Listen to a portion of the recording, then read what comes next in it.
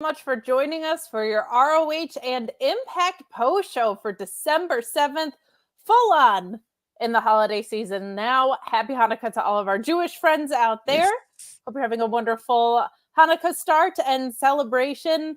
We've got so much to talk about tonight, but before we dive into any of it, we are going to ask you to leave a thumbs up on this video and help people find us in the algorithm, our little show that could, our little paywalled and not on cable TV post-show combo over here. We really appreciate it. Also remind you to get in your super chats only for this stream, please, and to subscribe to Fightful Select. Some free agency news on the way, a lot of contract news coming up in 2024. We got a huge announcement today with Bryan Danielson and Wheeler Yuta coming in to make a challenge to FTR and Mark Briscoe. I'm sure some details around that will be up on Fightful, probably Fightful proper, not Fightful Select. But Bryan Danielson news behind the paywall as well on that. Was it a worked injury? Was it not at Collision? So much more on Fightful Select, including every other week. You get Ask Grapsody with this fella right over here. How you doing, Reg? I am doing great today, Kate. It's Thursday. Ring of Honor is being Ring of Honor for some odd reason. So I'm excited about it, honestly. Look, I want to love it, but it's just so hard to trust again after everything they've put us through. But while it is cooking, I will take it. I just hope this gets sustained through the pay-per-view. But before we even dive into the episode, I felt like it was a really strong episode tonight. And we got two big announcements. One, what I mentioned at the top of the show, right? FTR and Mark Briscoe have been challenged by Bryan Danielson, Wheeler Yuta, and a third. We don't know if that would be Moxley or Claudio. I'm going to assume Claudio, just because he's been around the ROH brand before. And we found out officially, as I think a lot of us assumed, what we're hoping for, Billie Starkz and Athena, the main event of Final Battle. That's two pay-per-views in a row that we have a woman main eventing. It's the same woman. It's the woman, the goddess. My goodness. And Miss Athena. And a pretty cool moment for Billie Starkz as well, who graduated high school and is now main eventing pay-per-views like 6 months later. It's incredible. This angle has sustained the show. We talk about how amazing Athena is with it. Billie's been great every beat of the way too. Before we dive into the show proper, what were your thoughts on those two announcements that we got tonight? Well, first, just seeing Bryan Danielson on a Ring of Honor show was like, yeah, this feels right. This feels good. All of this is nice. And then he starts talking. I'm like, oh, I think he's gonna say something good here. And then he starts to say something good. Him and Yuta challenged FTR, Mark Briscoe, to a match in tribute to Jay Briscoe. It's like, yes. I'll take all of it. Great stuff here. I think, for a couple weeks here, Kate, we've talked about how this Final Battle was just not really shaping up. Not too much is happening. We're just kind of dancing around here. But today they announced this, and I think that's a huge addition to this. We'll definitely see some tickets start moving. Just with the announcement of Bryan Danielson, that's already a thing. And the other thing, we all kind of knew this was going to be a thing. Athena needs to be the MVP, the main event of every show that they ever have. So this is not a surprise. But yes, seeing Billie Starkz, 18 years old, just getting out of high school. I just saw her at West Coast Pro earlier this year in this little tiny place, but now she's going to headline Ring of Honor against the Ring of Honor MVP. It's amazing to see, Kate. It's such a great story, and for it to be a culmination like this is like amazing. What's so cool to me with Billie Starkz is, as you mentioned, she's 18 years old, coming out of high school. She is always in the moment. Like, she'll always be visually aware of what she's in, but she's never overwhelmed by it. Like, that's what I love, is like, she's not taking any of these things for granted. She's very aware of how like much momentum she's picked up this early in her career and how incredible these opportunities that she's earned are, but the stage is never too big for her. So I'm expecting big things, big things from that main event. There's also a couple of other things that are kicking around that main event scene now. Thunder Rosa has been talking some S on Twitter or X or whatever you want to call it. This is her home state as well. We saw Ronda Rousey come in for what at this point feels like a one-off, but could she be coming back? I think it's time to have Billie Starkz win the title, have Athena move on and up. But I don't know. Is it going to be a protected loss because someone comes in and beats her down first? Is it just going to be a clean loss, but someone is ready for Athena right away? There are some other possibilities there. But I think the time is now. Do you think this is something that's going to get extended, or is this Athena run perfect? Put a bow on it, send her off. I think this might be the time. I'm now thinking about your interview with Trishadora, Kate, where you ask her about the Ring of Honor Women's Championship, but she's also like, my name's in that hat too. Like, there's so many ways to go from here. But yeah, I think that Billie Starkz, I think this is the time. Just the way they built this. We've been going for a whole year. Feels like the perfect moment. Final Battle is always the culmination of the year of Ring of Honor. Final Battle is always like the finality of angles and things. And this is just the best way. Athena has been masterful all the way through this, playing that veteran role, playing an angry, playing happy, playing all these things in between. I think it's just time. Crowning Billie Starkz like this, I think, yeah, this is be the perfect moment, I think.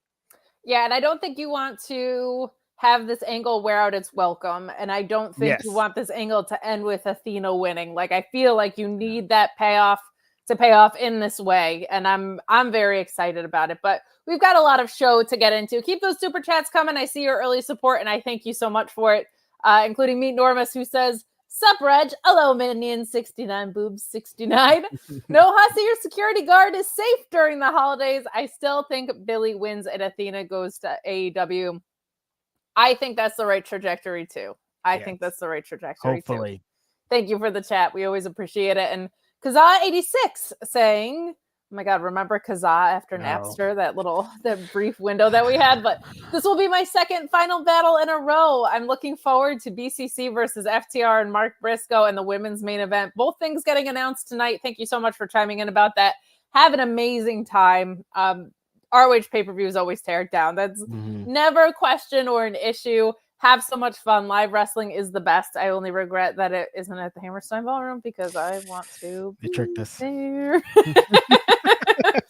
Next year. Did. But let's dive into this episode because we got a nice long episode today. We do have the Impact crew coming on behind us after this, but we open with Billie Starkz versus Dani Mo.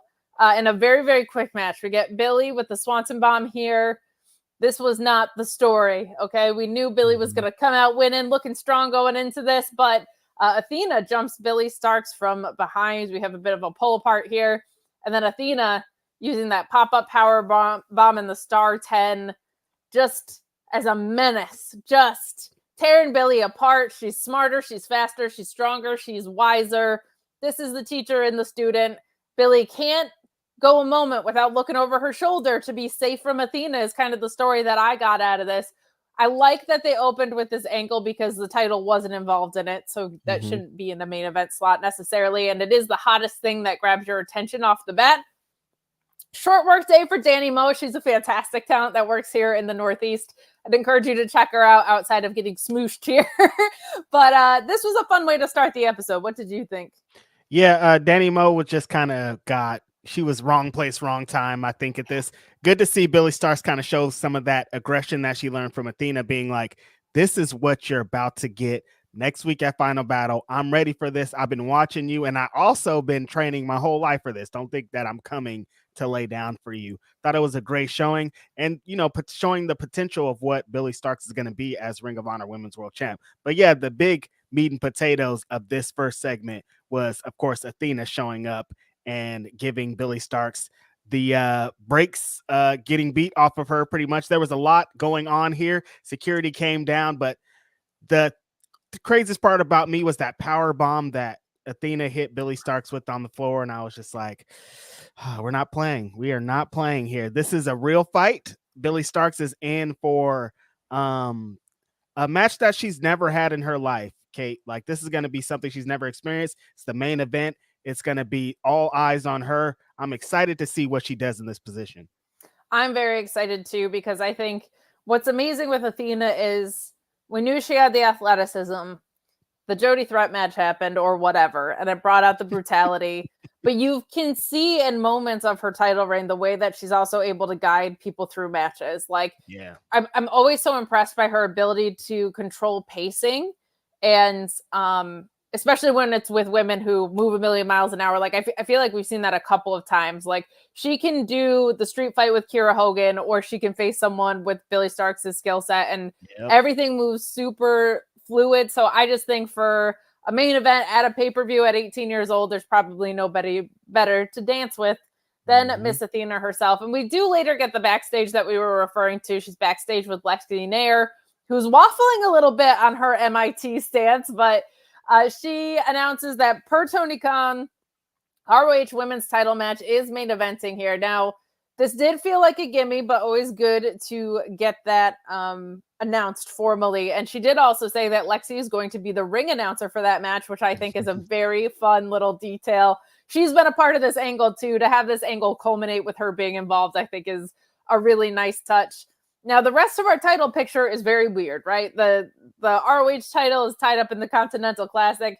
MJF is injured and held hostage with the tag titles, and Samoa Joe vacated the TV title. So it's kind of like, yeah, I freaking hope you would close with this. But when you throw FTR and Mark Briscoe in versus the Blackpool Combat Club, which is what we get announced next, that's not always the gimme it is. So I'm glad they're doing right by the stories that they've been telling on this program and letting this main event.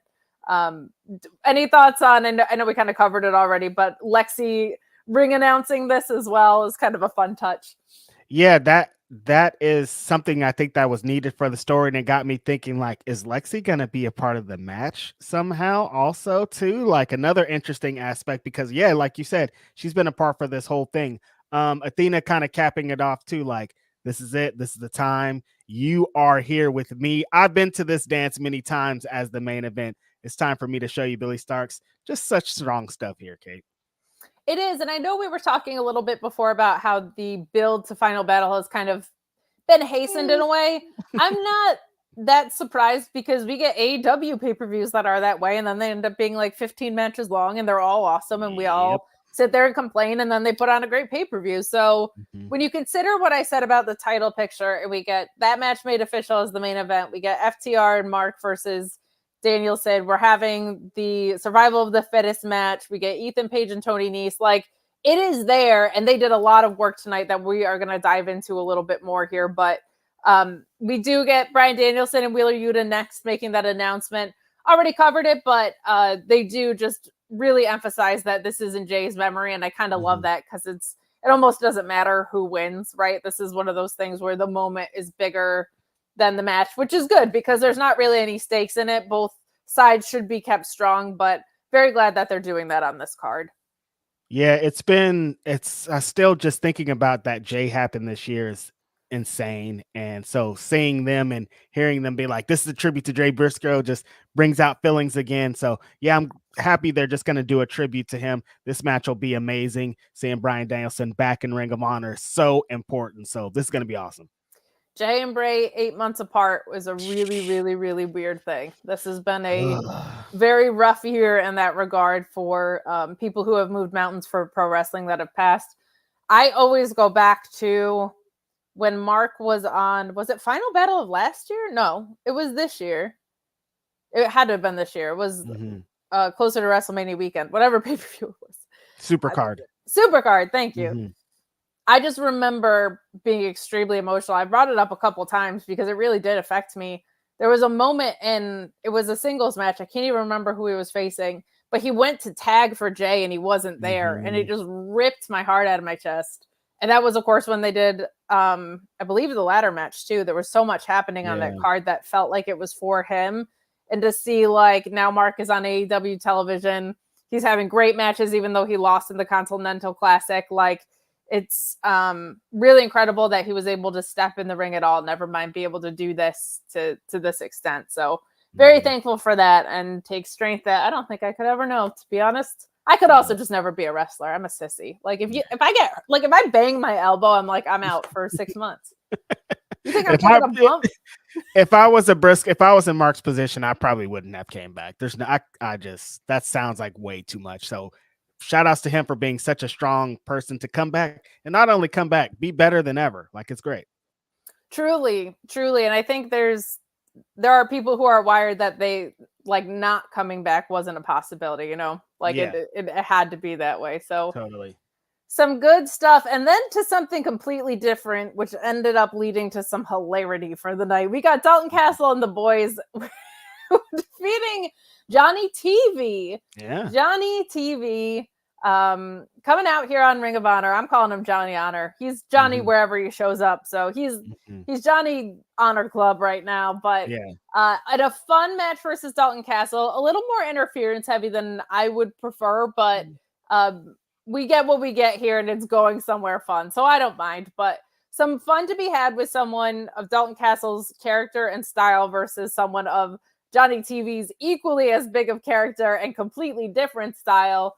A really fun near fall in here with that cartwheel clothesline initially that led to that shooting star press that Johnny TV never misses with. And then we get into a pretty intense ending sequence here. We get Taya Valkyrie coming out and spearing the boys while Dalton Castle is setting up for a bangerang, who gets distracted. Then you have Dalton Castle moving out of the way of the Starship Pain, Taya distracting Castle, and Johnny hitting a springboard kick. Then Kira Hogan gets involved.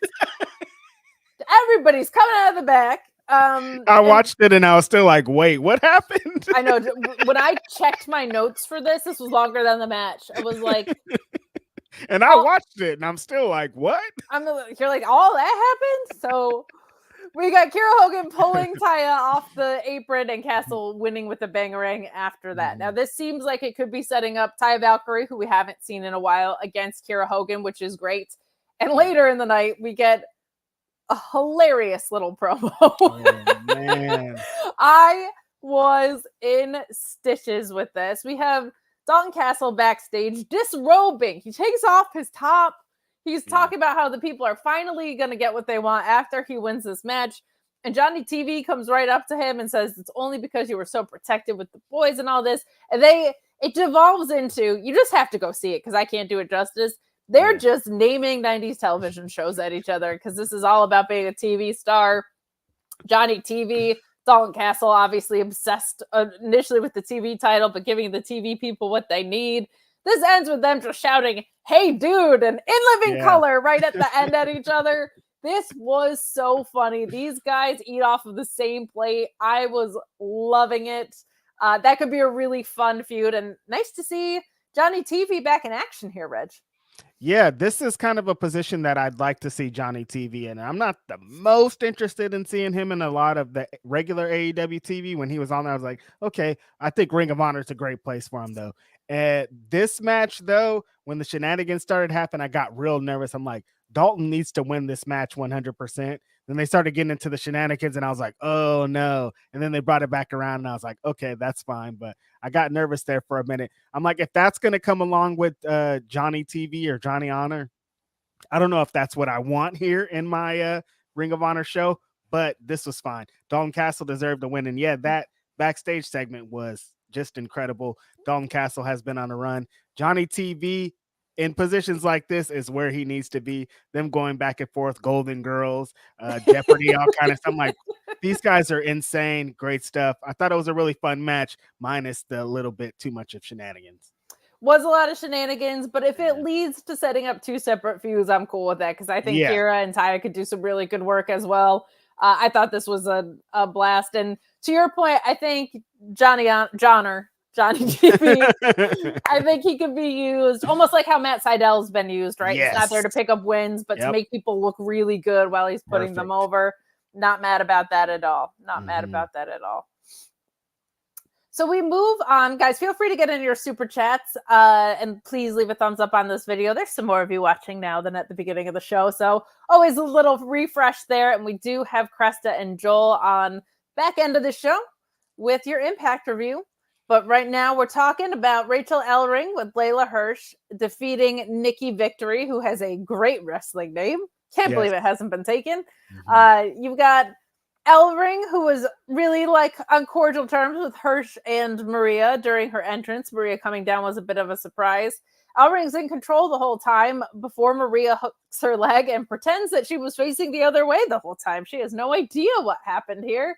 Victory gets a super kick, but Ellering recovers with that boss woman slam for the win. And she's bickering with Maria on the floor as Hirsch tries to keep some peace. Now, after this, later in the show, we have Layla and Maria backstage with Lexi, and Rachel Ellering comes into the shot, and she is understandably upset here, but Hirsch tries to give Maria the benefit of the doubt before telling Ellering that she would have her back. Now, couple ways this can go. Either it's a weird and confusing story, or Layla Hirsch and Maria view Ellering as a threat and are working against her. Okay. Any thoughts on the match and what we're getting post-match here? I feel like the story is getting a little convoluted, but I'm willing to be patient with it.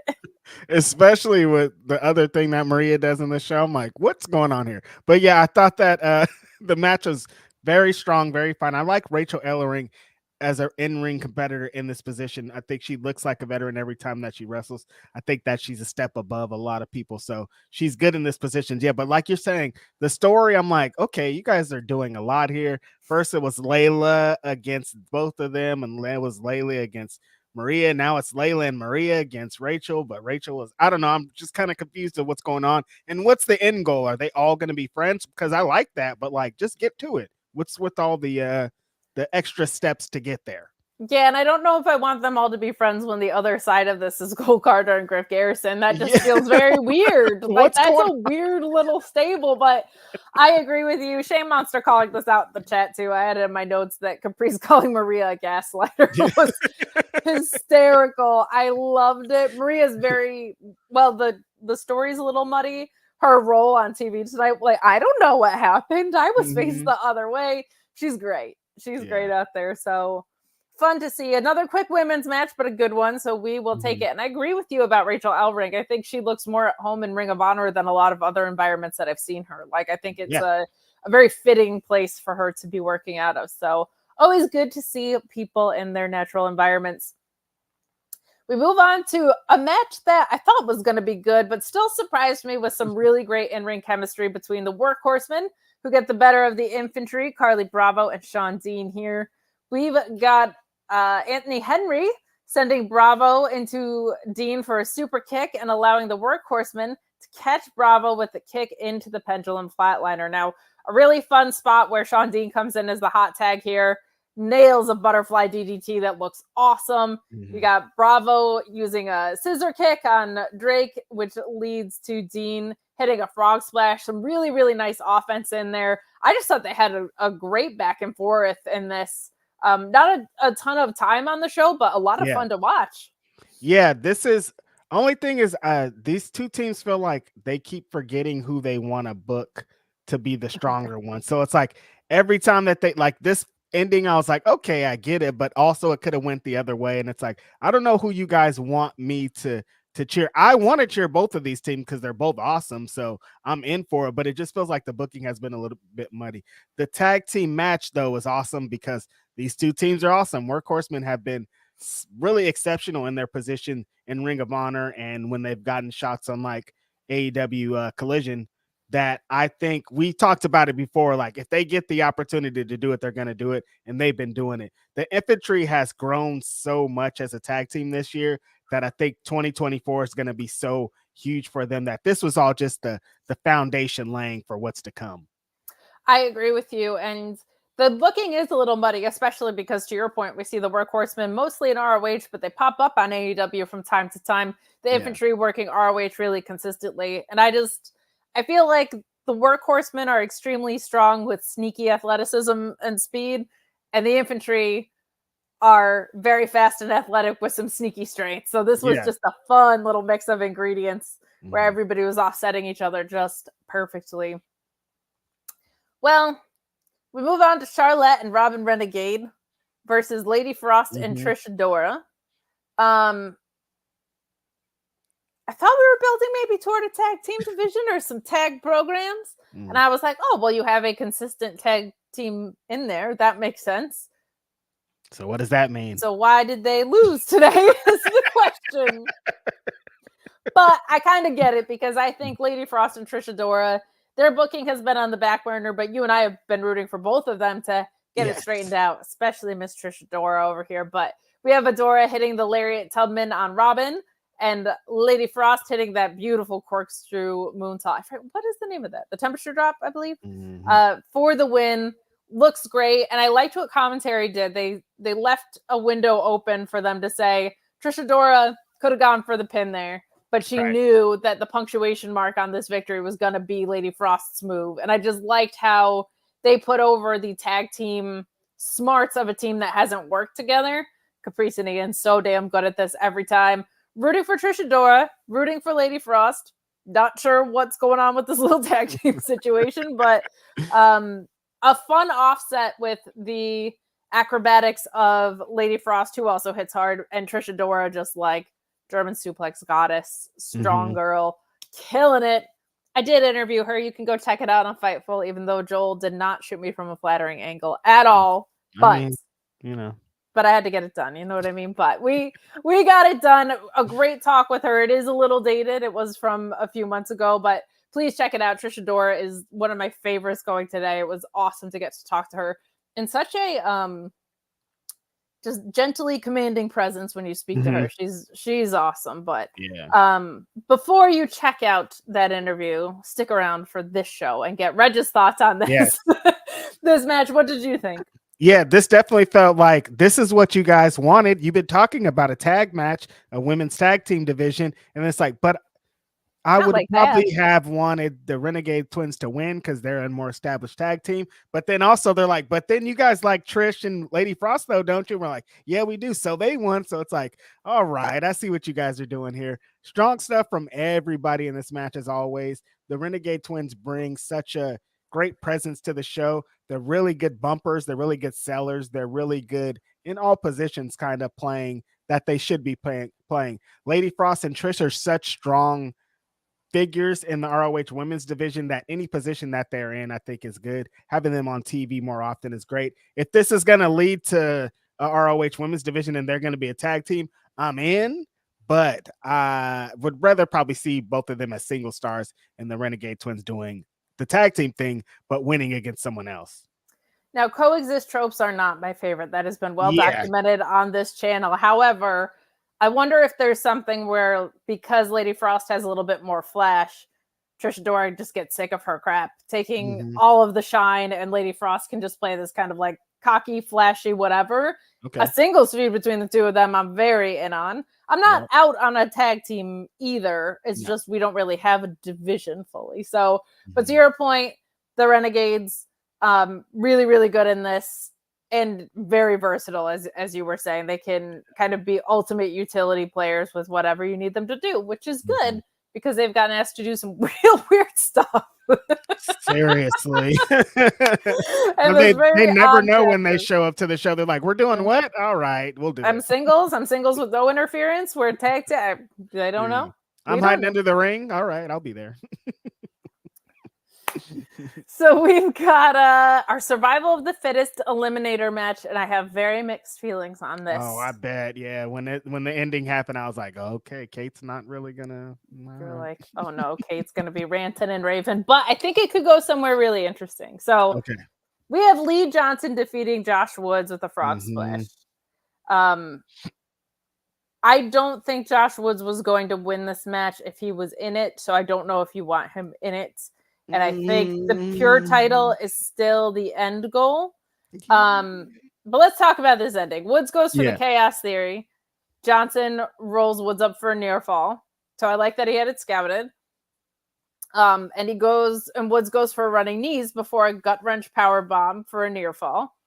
And then he goes for a running knee and Johnson moves out of the way and hits a super kick. Now, Lee Johnson has come very far. Yes. That was a lot of punishment to not get pinned from somebody we've seen destroying a lot of people here.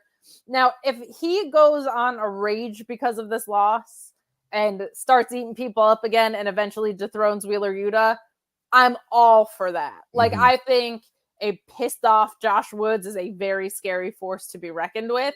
I don't like him taking the loss here, but I think Lee Johnson in the actual match is something that is probably better because Josh Woods should be he's the technical beast. He should be going for that pure title and getting pure wins. So if they pay it off in that way, I will not be mad about that. But at this moment, I'm mad about it. And I'm now complaining on the internet about it. Yeah, no, I kind of agree because I feel like Woods probably should have been in this match. But then I also feel like Lee Johnson should be in this match too. So I'm kind of on the fence. Like both of them should be in this match. But I think with how they've been building Woods up the last couple months, of being this monster, this killer, squashing guys, destroying people. He, beat the crap out of Lee Johnson in this match here. And for him to lose, it was like, okay, I don't really know if that was the right move to make. And I think in the survival of the fittest match itself, I thought that he would be a really strong glue, Josh Woods, in the match. So I was kind of confused with this outcome, but I understand what they're doing with the rest of the field as they built it throughout this show. I really like the frog splash ending.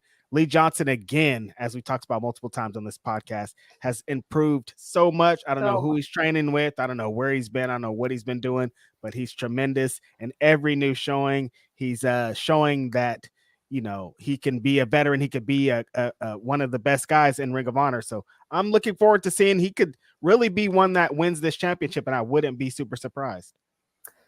Yeah, and I think my thing with Lee Johnson being in that, I'm like, if they want to give it to Dalton Castle, I know Josh Woods wouldn't have to eat the L, but like maybe Dalton Castle should be going over someone like Lee Johnson more than a Josh Woods, like that kind of thing. Yeah. So I'm trying to have some forgiveness about it because things have been mostly positive, but I need this to set Josh Woods off on like another level and for him to go after gold and win it sooner than later, because he's fantastic. He looked great in this tonight as well. He did.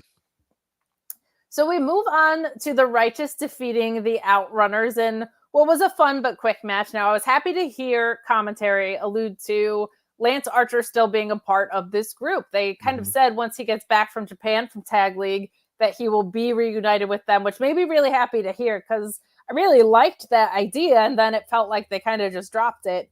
But it was because he's in Japan, which makes sense. So very happy to hear that that's going to be the case. But we have Dutch coming back into the match after being out for a while and dropping Magnum with a lariat and Floyd with a boss man slam. Vincent with that autumn sunshine. W for the Righteous. Let's get these guys back on track after MJF destroyed them. We don't talk about that. I just see the Righteous with the W. Yeah. Not like the most necessary match, but it did eat up a lot of time on my screen, and those little 80s guys running around are always a good time on my screen. Any thoughts here? We got a boss man slam. That's most important here. Anytime we get a big boss man slam, that's what's needed in a match with the Righteous. Kate, if Lance Archer is still a part of this, what does that mean for Stu Grayson? Is he just still a ghost out there in the world? Is he a part of the Righteous? Did we establish that he's not a part of the Righteous? Because I can't really remember back that far. I like to get, so I'll be forgetting sometimes. Maybe I forgot. Maybe one of the episodes that I was out, they said he's out, because I'm still under the impression that he's going to come back and help. Yeah, I think, there's something really nasty about the Righteous and Lance Archer and Stu Grayson in the same stable. Like, holy crap, you've been put on notice kind of thing. They won the Battle Without Honor, and then we really haven't seen the Dark Order or Stu Grayson around at all, which is very, very frustrating. But I like where your head's at, because that's, if you got two big boys in Lance Archer and Dutch who have very different skill sets in the ring, despite their size. And then you have Stu Grayson, this insane worker, and Vincent, this sneaky guy. Oh, that's a delicious stable. Like, put them up against the Blackpool Combat Club tomorrow. Like, I want to see it. So I really, really like that idea. Where's Stu Grayson? Man? Where is he, though? Stu Grayson, Scorpio Sky, and Stokely Hathaway are on my milk carton. Have you seen these guys? I thought Scorpio Sky, they tricked us with that. They were like, here he is in the main event. I was like, okay, he's going to be featured. And then he's, right to that milk carton. I don't know where he is. right to that milk carton. It's crazy. Wild stuff. I just hope he's medically cleared, because he's had a journey. But now my match of the night, to nobody's surprise, Lee Moriarty and Tracy Williams. This is tight. I loved this match, and not just because I'm a technical wrestling nerd, but because there was a lot of fun to be had, and I loved the story. Once again, brought out by commentary on the finish here. You have Moriarty hit his lifting flatliner, which is called the Fang, and commentary says this is something that's been missing for him. He has an awesome submission to end people with, but he doesn't have like that high impact move. And that to me reads as, you're in Shane Taylor Promotions now. We're going to round you out with some high impact moves. I thought this match was awesome. Really fun spot in here where Moriarty went for that Harlem sidekick, but you had Tracy Williams just countering it into a suplex super fluidly. Moriarty with a kick to the arm before hitting that like bridging half-hatch suplex. Half-hatch suplexes underrated. Okay, if a suplex can be underrated, a half-hatch is one of them, but this was like a Kate dines out on this match. We didn't have it offset by a spot food match, so I felt bad for you in this. But can't be all of them. Yeah, you can't beat all of them. Reg comes over to the Tecker side for one episode here, but this to me was match of the night and in a solid night of wrestling too. But man, I thought this was a whole bunch of fun. Any thoughts on this? Yeah, this was my match of the night also. Lee Moriarty has been the transformation that he's made with his moveset, his body, his mind, his entrance music, his gear. Everything has been tremendous. And it was really on display here. His counters, his striking has improved so much. And I think they made a big emphasis on that. I love that point that they made about him adopting a high impact finisher, because if you kind of know the history of Lee Moriarty, submission attempts and things have got him in trouble with match. It's kind of the story that they're telling with Daniel Garcia right now of like that submission that he had has got him into more trouble than it's gotten him wins. So he needs something else. And yeah, if he's going to be in Shane Taylor promotion, Shane Taylor knocks fools out. He drops them on their head. He clotheslines them to death, like kills fools. There's no time to waste. And so adding that little element, I think is awesome. But more Tracy Williams on this show. He played a tremendous role here. Kind of like I could potentially be a spoiler. In with that technical prowess. I love his DDT in the corner thing he does on the just tremendous work from both wrestlers. And I again hope to see more Tracy Williams. Hot Sauce is the man. Wildly underrated is Tracy Williams, but really, really, really fun stuff. If there's a match to go back and watch from this episode, to me, this is it. We move on to the Butcher and the Blade versus the Boys. This was a fun one with an obvious outcome. You've got Butcher and Blade hitting the full death for the win. But what I like is we have a more rounded out tag division, hopefully for titles at some point by the end of the year would be nice. But Butcher and Blade are great. I've been rooting for them to have more reps on some television somewhere. And so it seems like they're becoming a more consistent piece of the ROH tag division. I'm all for that. And it makes me really, really happy to see. Not a ton to write home about in this, but I think they're trying to send the message that like, hey, some of these underutilized guys are going to get some reps, and the Butcher and Blade are those guys. Yeah, I think for the this episode kind of established that tag division we got here. We got Butcher and the Blade, we got the Righteous, we got the Infantry, we got the Workhorsemen. All these teams kind of coming in, getting good victories or having good showings for what could potentially be the future of the division. We need these tag belts back so bad. I don't know why we didn't get these off of Max when we had the chance. Now we're going to be stuck in wherever we're going to be stuck. Like, we don't know if they're going to be any part of the show next week. Not having the World Championship and the World Tag Team Championships at Final Battle is like sacrilege, I thought. I don't know. I didn't think you could do that. I think that was possible. I don't know how we're going to have a show like that. So they're going to need to do, they've done the extra thing by having Bryan Danielson and having the women's main event, but we need one more extra thing, because that's two huge voids that are left here that we're used to seeing. I'm used to seeing two huge World Tag Team title match and a huge ROH World Championship match every Final Battle. So you're going to have to do something to offset that. You know, I kind of wish they would have just run Claudio and Eddie back from the Continental Classic on this card. I think it would have made so much sense. Like, it's not a title defense, but it kind of is, because Eddie's fighting for his life in this tournament now. Danielson's going to end up being here anyway. There's so much story that's involved Danielson and all of that picture. So kind of wish that they had just opted to do that. If you're not going to have a world title match proper, the guy who put those titles on the line for this and the guy he beat them for is your next match here. Just do that. But I agree with you. Juicing it up with one more thing I think would be helpful, but some good progress made tonight for sure. Well, this was weird. Griff Garrison, Cole Carter, and Maria are backstage. What was this, Kate? What on earth? Maria Kanellis can do very little wrong in my world. All right. She's incredible at her job. She's one of the most beautiful people I've ever seen in my whole life. Whatever. This is one of the weirdest segments of television. Still confused. This was like when I first watched the steak dinner, the debonair, whatever. I was more confused than I had like any other reaction for like a solid day. And then I loved it. This I'm just confused by, and I don't know. I don't know. But they're backstage. They talk about how they've been waiting on matching gear for a really long time and that they need some sort of change.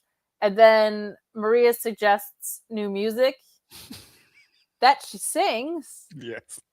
A cappella. And it's weird about her like being their mom and stuff. And I did appreciate, I think it was Cole Carter who was like, we haven't seen any hot moms. that actually popped me a lot. I was like, that's actually really, and really like funny. true. He's like, man, we're not winning matches. We haven't seen any hot moms other than you. But Maria is singing a weird theme song a cappella. And Griff Garrison goes, my God, she has the voice of an angel. That can't be their theme. Like, this is one of the weirdest things I've ever seen in my whole life. What the hell is going on, Reg? Interesting. I have no idea. There was elements of it that I liked. I liked her being like, okay, I'm actually just gonna go work on this some more. And she just walks off and it's like, wait, and they're just confused as what are you talking about? What happened? And when she's like, oh, and then there'll be drums right here. I'm like, well, if you weren't gonna have the song, at least like come with a little bit of it prepared, maybe a 30-second clip, an MP3 or something, just to get the guys excited. I don't know if you thought your voice was gonna be the one to sell it, but good attempt. Super, super weird. Again, still confused, but they need some extra elements to the show. They tried some extra things on this show, Kate. They did? Yeah. If they just never acknowledge this again, I would be fine with it. That'd be great. That's where I'm at. We've got some more chats coming in from you guys. Thank you for the support. Feel free to get those super chats in. Joel and Cresta coming to you with the Impact post show. I believe they're going home to Final Resolution, so that's awesome. I'm sure there'll be some developments to tell you about there. But Ricardo the Snowman just sending love for two of my favorite people. Well, thank you. You're one of our favorite people. And not just because you send us money, but also because you send us money, but because you're here supporting us every week. And you're always changing up your surname, which I just respect you, keeping it spicy for us. Shane Monster saying, Final Battle hype a few months back. Athena, the Hung Bucks, Eddie, Samoa Joe, Brochacho, Shibata, Hammerstein. Psych. Okay, so you're not wrong. Oh my God, the 6-man, but we didn't even talk about the 6-man belts because there's nothing to talk about. Oh my God, Kate, I forgot they existed. I'm going to be completely real with you. When you said that, like it clicked in my brain that those exist. Who's the champ? There's no tag titles. There's a vacated TV title and no world title. The embassy. Okay, the gates are in Japan. So this, all right. Yeah, I get it. They said they would be back in time, so I'm sure we'll get something snapped together next week. But what? Yeah. They should be on someone else before they went to Japan. But all right, they should have lost to not the Hung Bucks. But to this point, it felt like they were setting up for a let's have everybody drop the titles at Final Battle to put this program back on track. What I do like is there's been a more ROH focus since a lot of these things have dropped. And I think that's healthier for the product, even if it doesn't get as many eyes on it. So if the end goal was to get the product back on track, it's been back on track for the past month or so, I would say. Right. But yeah, the Hung Bucks thing is one of the weirdest calls, because what the hell was that? I don't know.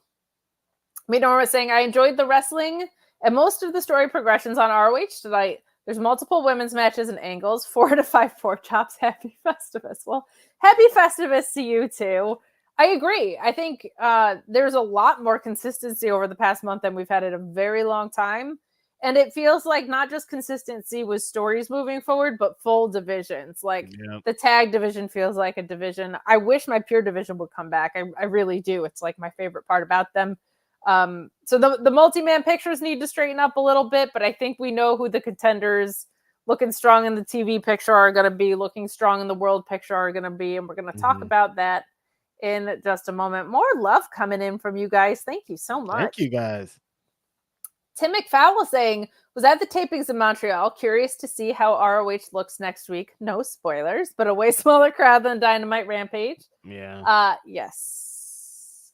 Yeah, that continues to be an issue. But by the way, Kate is going to be spoiled by Rampage. It was spectacular. Now, I review the SmackDown post show, okay? We stopped reviewing Rampage because it just didn't feel like it was a vehicle for a ton of progress on AEW storylines, but we might have to do a special edition if you're putting Daniel Garcia and Bryan Danielson on there. Come on. I might have to push it back. We might be doing an 11 o'clock show tomorrow. Talk to Shawn about that one, but right. We move along to this Angelico and Christopher Daniels match, which just was really there to keep Angelico looking strong. He wins with the leg lock submission here, and after the match, Daniels went after Serpentico, but Angelico jumps him from behind. Two men beat down Daniels until, those two men beat down Daniels until Orange Cassidy and Danhausen come to make the save. Angelico comes in from behind and chop blocks Orange Cassidy before leaving with Serpentico. Now, if this is to set up an international title shot between Angelico and Orange Cassidy, that's a really cool idea. If it's not, what the hell was this? I think that's where we're probably going. But it was one of those, this is either great or makes absolutely no sense at all. I think it could be a really, really fun match. And we haven't seen that matchup yet between Angelico and Orange Cassidy. So that could be really fun. Loved commentary, continuing to put over Christopher Daniels. I don't know if we're getting an ROH Hall of Fame this year, but if we are, Christopher Daniels should be in it. 100%. First ballot. First ballot Hall of Famer, no doubt. Yeah, I think this is just, remember we got a few weeks in the past of Orange Cassidy would just come out at the end of the show and we'd be like, why was Orange Cassidy here? And it's just like, oh, Orange Cassidy's here. Will him out there. That's what this felt like tonight. And now they're like, oh, Danhausen's here too. Double up. And they got a big pop, but it was just like, all right, this is cool. They just should make Danhausen a part of the Ring of Honor roster. I think he would be I think he could fill a good role over here. He's been in Ring of Honor previously. It all would kind of connect together. Maybe that's the connection that they're making. The Christopher Daniels match and Angelico match was fine. Christopher Daniels, I think, is playing the veteran role, and nobody believes he's a threat anymore, and it's kind of unfortunate. But, you know, all of his matches are good, and Angelico's been doing some really fun work since he's had the match with Eddie Kingston and all that stuff. So good stuff. Christopher Daniels, a great drop toe hold, second best in the business next to Sean Ross Sapp. That's all I'm saying. Next, we get our contract signing between Ethan Page and Tony Nese. Very weird that we have a contract signing for a non-title match, but we did find out that it was going to be an I Quit match, which makes the handcuffing stipulation a little bit more make sense, I guess. But good to see Ethan Page with the microphone in his hand. He does this really, really well.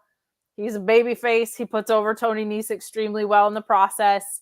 But he says that he's pissed, basically, that Tony Nese and Mark Sterling have derailed him from his vision of getting gold, essentially, and that he's going to finish with them, and he's going to be back on track towards the gold, which I liked. I like that he hasn't forgotten the initial mission of what he was there for.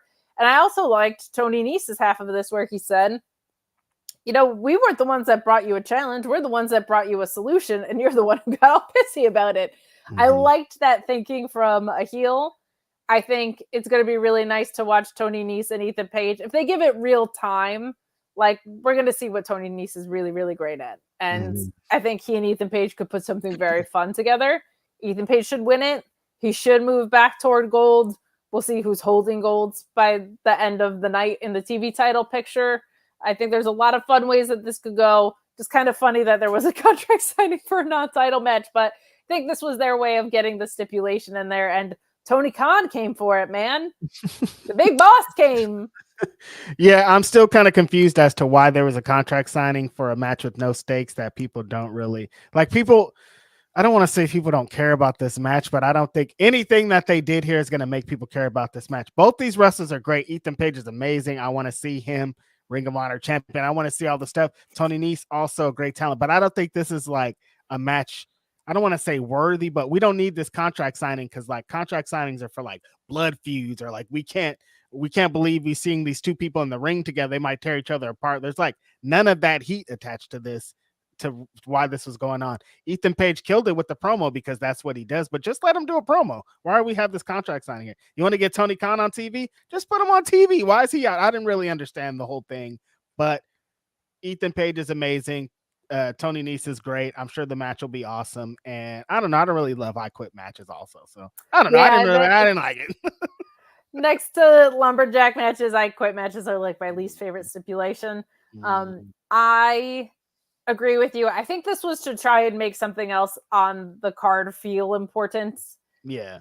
Because they have booked their titles around that. But I also think that it was to give Ethan Page a leg up, like to give him something that makes him look strong going into it, makes it feel like the most important non-title match on the card or whatever. I guess not anymore because we have FTR and Mark Briscoe versus the Blackpool Combat Club.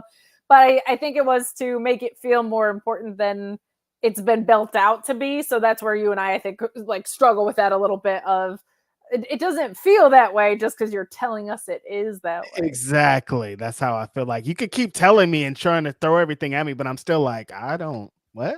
No, it's like a stooge and a personal trainer. What are we doing? Right. Tim McFowle saying Angelico OC title match was taped before Rampage. Okay, so we did get a payoff. Thank you. Spoiler alert. Wow. It was awesome. Love to see Angelico get a sustained push, maybe the pure title. I think him working in the pure division is interesting. If they don't give it to Josh Woods, I will throw my computer out a window. But I like Angelico getting reps, feeling important. Seems like they're trying to keep him in the mix, which I think is a very encouraging sign. Well, we move on to our main event, which was Kyle Fletcher defeating Gravity in the least surprising booking in the whole wide world. Kyle Fletcher is just one of the most impressive young wrestlers in the whole wide world, man. He wins with the tombstone. This was his for the taking. He looks great every time he's in the ring. I'm so impressed by his ability to, this is youth, Reg. What we used to have. Yeah. There's so much youth in this kid that I'm like, remember when I could move and all? His strength combined with his speed and ability to move in that ring is just never ceases to amaze me. Gravity was a very different type of opponent for him than we've seen a lot of with him mixing it up in AEW. He does not feel out of place without Mark Davis. I love them as a tag team, but I'm so glad they didn't shelve him during this time because stuff like this is a nice reminder why those suplexes are nasty and they pop up out of nowhere. He kind of has the same thing. I notice this with Ricochet all the time where I'm like, how are you that strong in transitions and sequences? It's just very, very impressive ring work, especially for someone so young. So this was fun. This was predictable. I don't think this needed to be a main event, but there was nothing else that really felt main event-y, I guess. Right. But no complaints about how this ended. I think your survival of the fittest match is shaping up to be something really fun here. Yeah, this when the match started, they had about 6 minutes to go on the show. I was like, I know what's going on here. Kyle Fletcher's about to finish him. He got a really cool sequence of events between the both of them. The Michinoku drivers that Kyle Fletcher hit are really good. Gravity, good in that position, good playing there. I think Kyle Fletcher's a great addition to the survival of the fittest match. Also, another one that if he won, I wouldn't be surprised. I don't know how much longer Mark Davis is going to be out and if that makes sense. But if it does, that could work. And him going on a run as a TV champion, I think with the singles matches that he's had in Ring of Honor so far is a good way to go, thinking about kind of the field of talent that's here. He's young. He's going to be ready to go every single week. He's a different, innovative style wrestler. So he's pretty high in the rankings, and him getting the main event here is also kind of a sign that they believe in him, you know? I suppose so, but this has to be Dalton's for the taking, in my opinion. It should be. Okay, he's out here taking off his shirt, yelling, "Hey, dude," at the top of his lungs. Like, it's got to be Dalton Castle for me, but wouldn't be upset if it was Kyle Fletcher or all that surprised considering how well he's being utilized. But we are going to go ahead and throw it over to your Impact crew. We'll bring them in right now. Hey, look, we're back. Hello. Hey. What's cooking, good looking? It's been 2 weeks since you looked at me. I'm sorry. Oh my gosh, I know. And it's probably the last time ladies this year. Over there. This is probably the last time this year that the four of us are going to share a screen together. Man, Impact with their being nice and letting wrestlers go home for the holidays. Come on. Yeah, couldn't be the Fed. Couldn't be the Fed. Y'all working. Come on. You're working. Get to work. Yeah, but this rebrand means I ain't working, so that means I ain't getting paid, which means my ass just sitting at home waiting to do stuff. So quote CM Punk, this is me. Cresta said, I'm going to sleep. That's what's Good up. audio.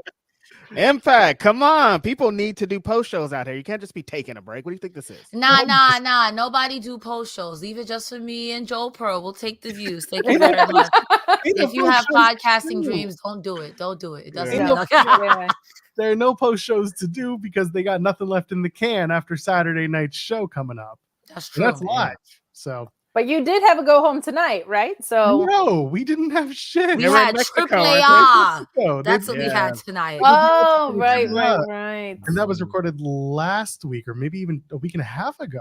Great show. I mean, don't get me wrong, but really the biggest news coming out of the show, it wasn't even the show itself. It's that Kazuchika Okada is going to be back in TNA for one night. Come on now.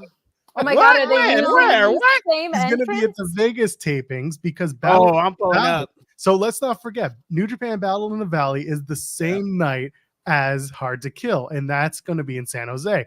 Meanwhile, down in Las Vegas, you've got TNA Hard to Kill, and then the next night of the TV tapings, Will Ospreay, Kazuchika Okada, maybe other New Japan stars from TNA's past might pull up because it's an easy booking to take, and it's a good way to jumpstart the TNA rebrand.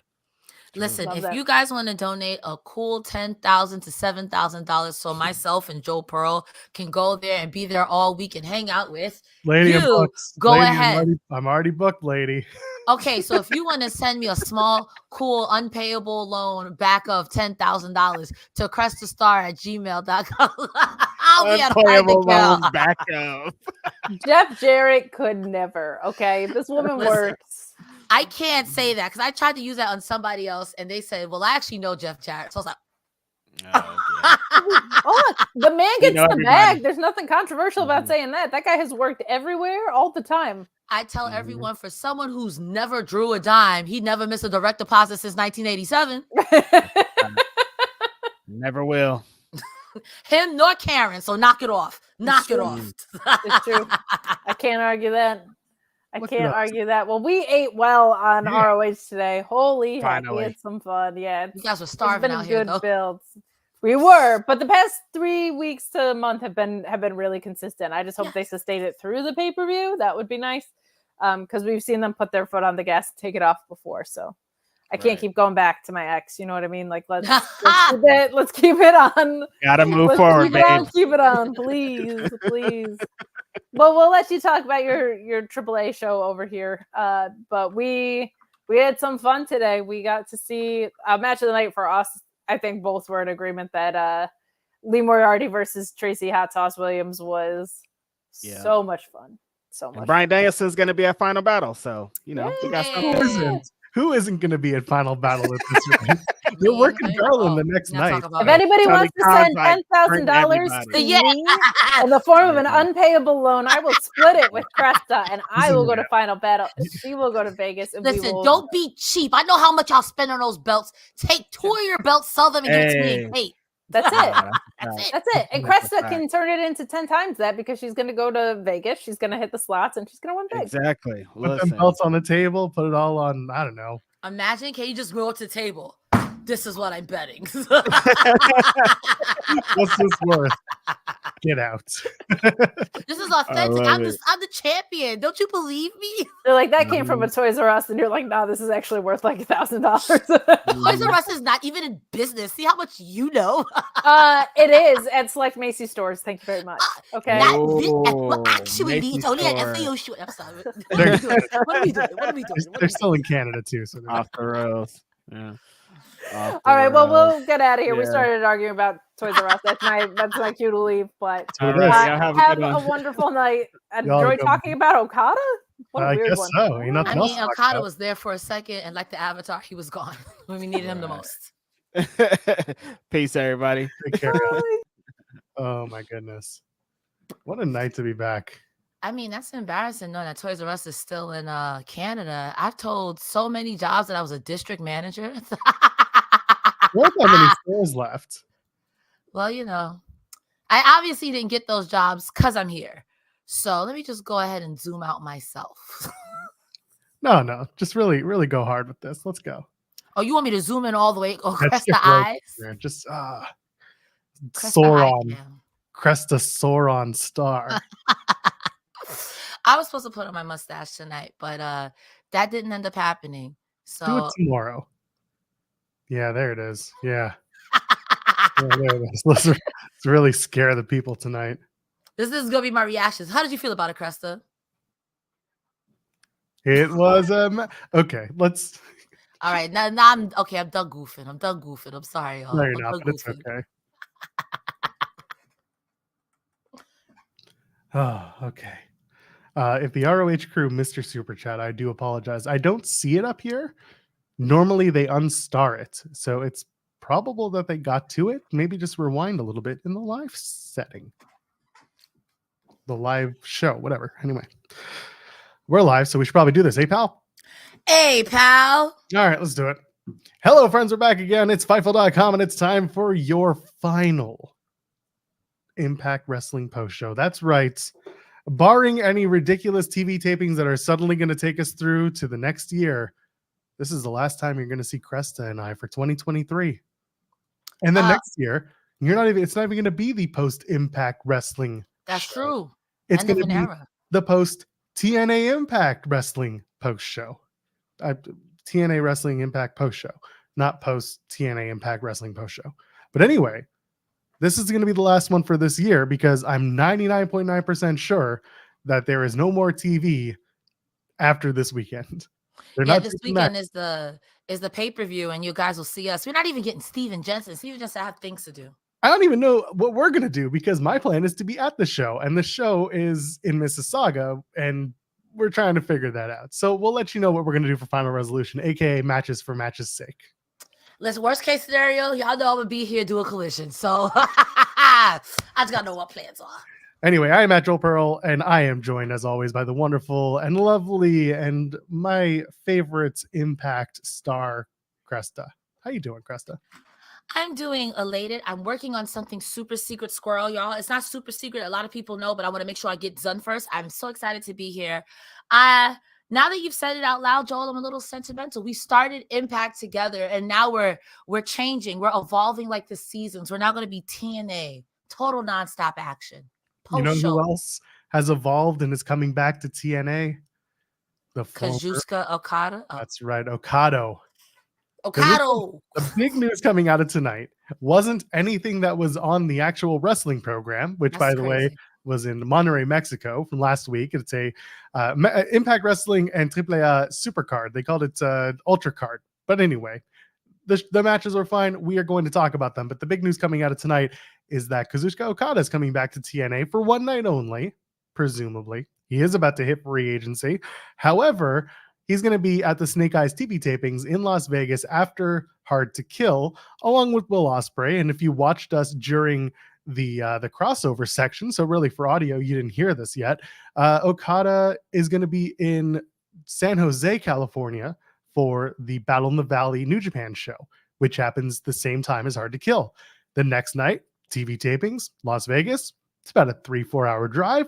Him and Will Ospreay are going to be at the TV tapings for TNA. A good way to kind of round out your weekend if you're wrestling or if you're a wrestling fan. So there you go. Okada is coming back to TNA. Cresta, what did you think when you saw that promotional package and the news that Okada's coming back? TNA on the come up. Y'all already know how I feel about TNA. I am a TNA shill. I want TNA to have all the good things. We already had one William Ospreay come. So Okada coming through, I want all the eyes on TNA, all the people. So if Okada coming through, who else we going to get now? You know what I mean? I would love to see a Jay White run through there. I mean, we had Kenny Omega before, and I feel like Kenny Omega just kind of dumped on everybody and then left. We had Jay White, by the way, once upon a time as well, when he was still with New Japan. He came. That was before my time, so it's not canon. That was during pandemic. That was like as crowds were coming back. Okay, fair. But I will say that, again, I think it's nice that someone like Okada will come to Impact and get more eyes on it because everyone loves Okada. Everyone loves Okada. You know, if you don't like Okada, you know, maybe you don't like professional wrestling. I don't tell you. I mean, I can tell you who doesn't love Okada right now, and that is all of the New Japan young lions that he gets to bully on a semi-weekly basis. But at least you get to wrestle Okada. I'll tell you this much. First of all, leave a thumbs up on the video if you haven't already. And of course, subscribe to us here at youtube.com/Fightful. Donate a super chat to get your question or statement read on the air. We'll talk about Humper Chats in just a sec. Dobby the Brain Heenan, though, starts us off with a super chat saying, and people thought hell froze over when CM Punk came back to WWE. The Rainmaker is coming back to TNA. So, for those who don't know, to give you the Cole's Nose virgin. Wow, I'm in a great space tonight. Virgin Mary, hallelujah. Christmas is right around the corner. It's fine. I understand. I'm a Jew. Hanukkah starts tonight. So for those of you who are celebrating, happy first night. I hope you lit or at least thought about lighting your room on fire, because that's what you really do. Anyway. I got nothing. This is not my joke. It's not my joke. Don't light your rooms on fire. The Okada saga in TNA is very simple. He was brought in when he was on excursion from New Japan Pro Wrestling. They mishandled him completely. They made him well, you saw some of the footage. They put a black mask on him. They made him look like Okada, who was the the Green Lantern's driver. You're a comic book person. Oh, because he was really looking like the one with the skull. He looked like the Skull Guy's butler. Either way, I know who you're talking about. Green Hornets. And if I was Okada, I'd be mad too. Yes. I'd be mad too. I'd be upset. And over the years, Okada has said a lot of negative things, rightfully so. Thank you, comic book nerds in the chat. I appreciate it. Thank you. Yes, it is Green Hornet. Thank you. I get it. Thank you. When Okada came back to New Japan Pro Wrestling, became the Rainmaker, became the big star and the main attraction in New Japan. Whenever asked about TNA, he didn't have much pleasant things to say, or he said nothing at all. Recently, within the last 6 months, Okada kind of brought it up on his own and talked about TNA and saying that place is garbage and I hate it and I'll never come back. Paraphrasing, but that is essentially what he was saying. And at that point, I said, oh, so now it's only a matter of time. Oh. And at that point, it wasn't so much a work. I think it was more like I'm opening the door. Okada saying those things was him being like, let's open the door a little bit. Let's see if there's a conversation. Because everything that happened when Okada was a part of TNA is a totally different world now. Yeah. Different ownership, different life, different expectations. Everyone has grown and everything has changed. So for me, when I saw the package, there were some people online who were just looking like, why are they airing this? And I said, I know why they're airing this. They're about to announce he's coming in for a shot. And then I started to see it come together, and here we are. So I thought it was really good. I'm really excited to see Okada make a TNA appearance. I kind of hope he leans in and just becomes a total asshole. As he should. And he just takes out TNA wrestlers and be like, this is for 10 years ago. This is for the match. Come out wearing the mask, rip it off, tear it up. Just like total dickbag Okada. Like, honestly, this is for Yuya Uemura, because right when he was about to be great, you guys fired him. Bastards. But I'll also say, hearing what you're saying, there's a lot of comparisons to what I feel like Stardust and Okada. And now you come back.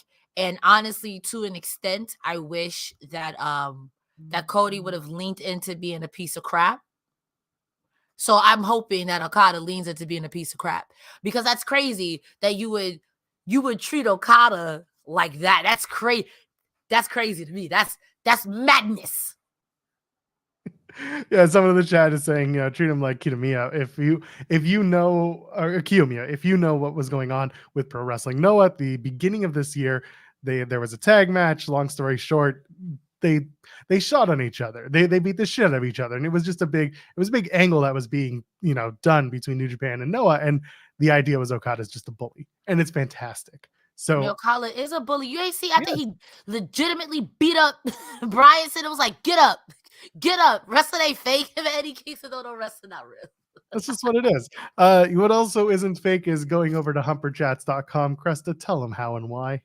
You take your fingers or your thumbs, you head over to humperchats.com. You leave any comment. Well, not any comment. Don't be too crazy, because then we won't read it.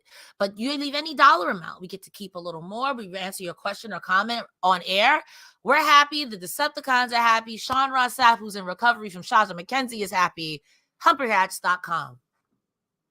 Bong. Anyway. Bing bong. Merry Christmas. I guess we got to talk about the actual show tonight. I'm going to go ahead and say that this was a good show top to bottom. But if you were looking for storylines,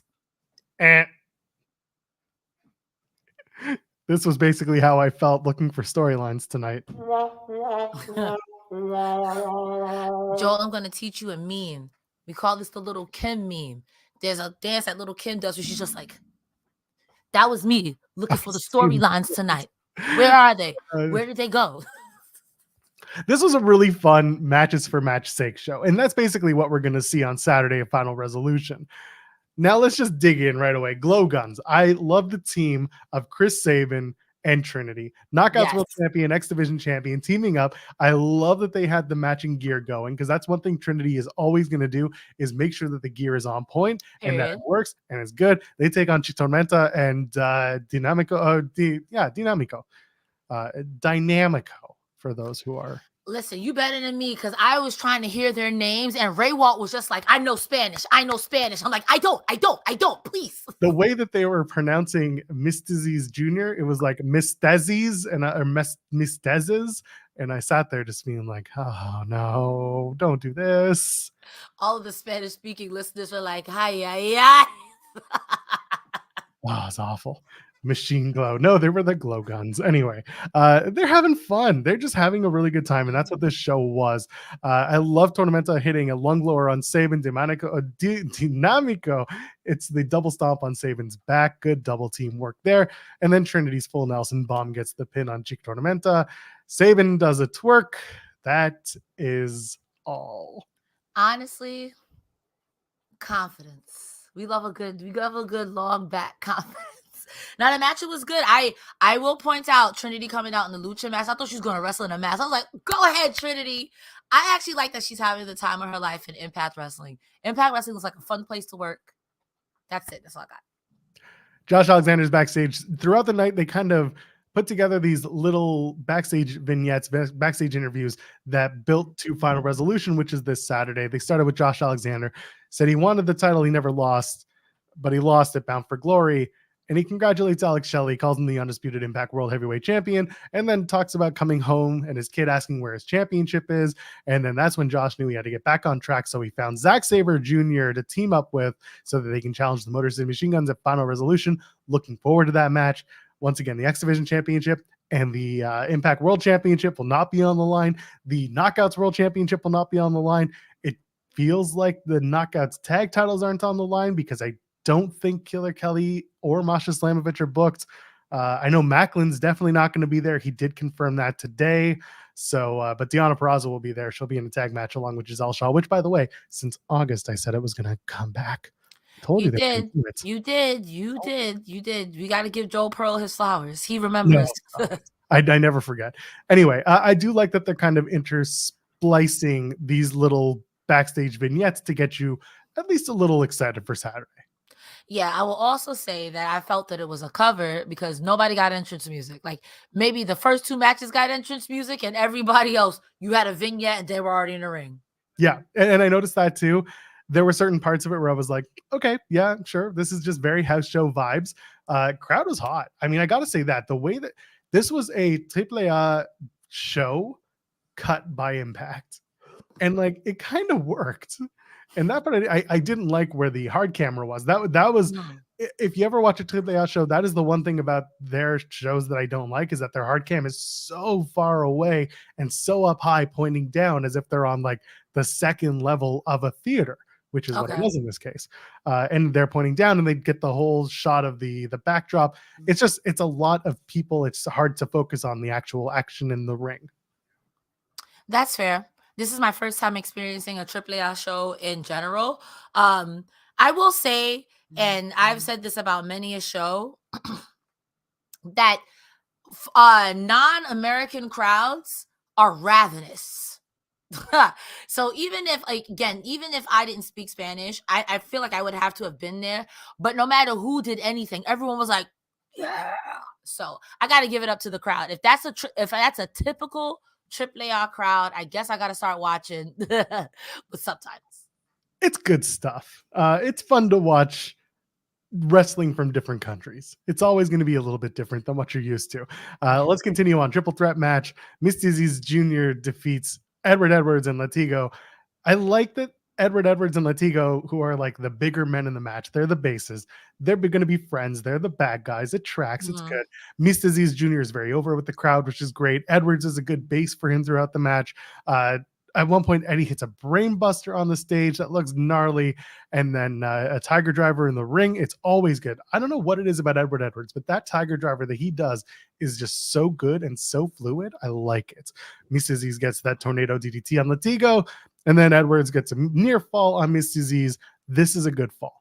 This is something you don't see in North American wrestling, and they bring attention to this because it would typically be a disqualification for putting your hands on the ref.